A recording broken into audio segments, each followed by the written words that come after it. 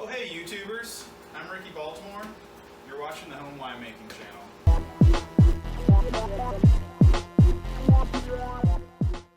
Today I'm going to show you how to use a Weston 16 quart ratcheting basket press to press some grapes. I know a lot of people use these for apples, some people use them for grapes like me.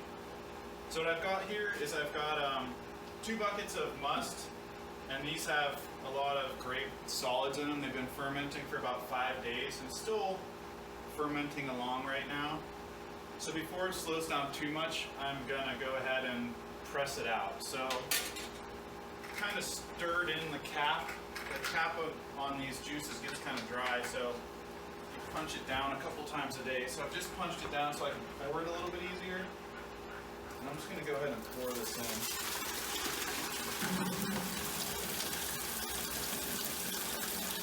You're going to want to do this somewhere where you don't mind just getting a little bit of grape juice. It's really not as messy as you would think, but you can obviously spill a little bit here and there. And I've got this press screwed to the table. I've got the table screwed to the wall because I just really don't want it falling off the table. We're dumping.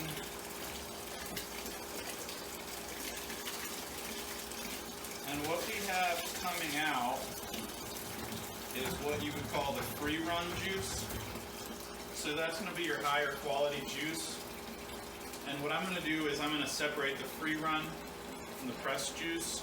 And I'll just let them kind of ferment separately from here on out. And later on I'll decide what I want to do. If I want to blend those together or if I want to keep them as their own separate lines.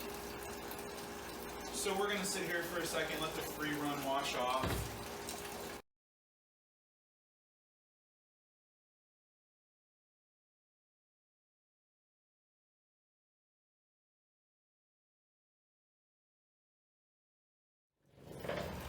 Alright, so while the free run is finishing up, I'm going to go ahead and put my pressing plate in, just this big wooden plate.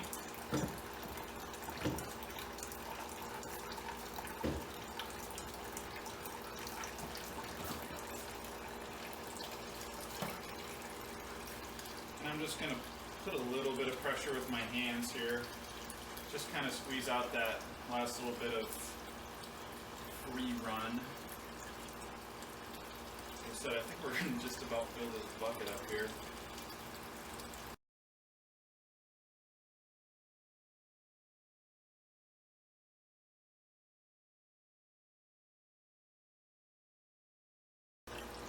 Alright, so the free run juice is just finishing up, so I'm going to attempt to switch out my bucket without getting too much on the floor. And not bad. So I'll just set this over here, put the lid on.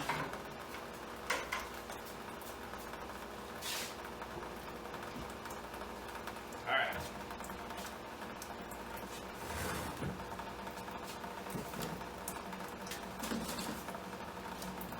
So what I'm going to do next is I'm going to put these blocks here. These are just basically spacers. You just stack them like Jenga. And then this will bring the pressure from this clamp or clamping system down to the actual line. I want to sort of line them up with this in the orientation that I'm going to be using it.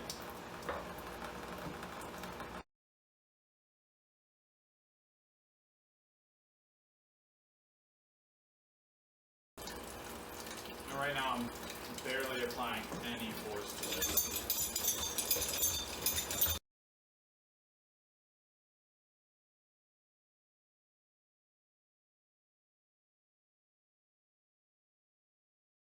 So the way this ratchet works is as I push on it, it's actually, this little pawl here is engaging and it's pulling. And as I pull on it, the other pawl is engaging. So when you put these together, the one thing you're going to want to do is the direction that you want the actual nut, I'll call it here, the gear to turn, you're going to want to put the flat side of this facing the direction, and same goes for the back. So as I pull here, this engages, or push, sorry, and as I pull, this engages.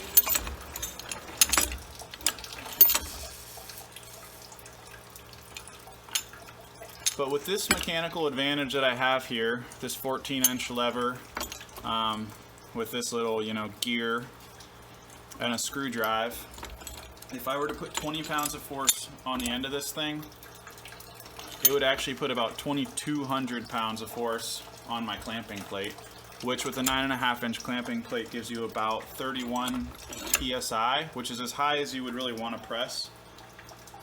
So the big wineries will apparently do about 15 to 28 psi. You don't really want to probably put more than 20 pounds of force into this handle, or else you're probably cranking a little bit too hard. And what's going to happen then is you're just going to get too much extraction of the tannins from the seeds that are still in there, and you're going to end up with a bitter wine, and it might even be hard to drink it. So I'm just making sure here, that the blocks don't hit the basket. So again, 2,200 pounds of force could actually start breaking things. And you'll notice when I do this slow, like kind of gentle, sometimes this little hole doesn't engage. So what I found is if I kind of give it a little, I'm not really pushing particularly hard, but just kind of throw it a little bit more, it'll have enough inertia to really kind of drop this into the hole that it's supposed to go in to turn that gear. So we'll keep going here. Something I didn't do that a lot of people will do is I didn't put anything in my must as I dumped it in. I just dumped it straight in there. But what you can do if you want to get a little bit more juice yield is you can put rice hulls in with your must, and what that'll do is just give space for the juice to kind of flow around, because this can kind of seal up in some areas and it might not get every little last ounce of juice. But on a little 7 or 8 gallon batch like this, I'm not too worried if I lose a quart. Press is kind of talking to me over here.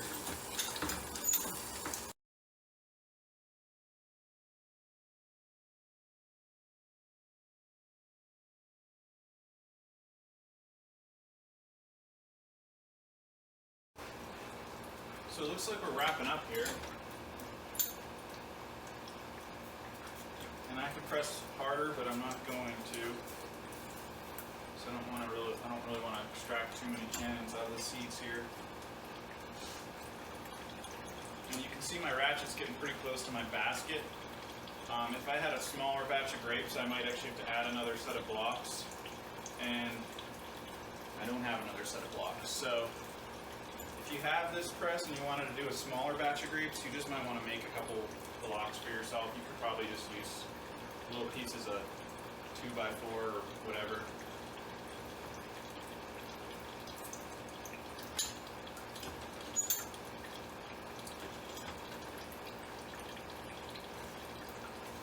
And we're just going to let that run for a minute.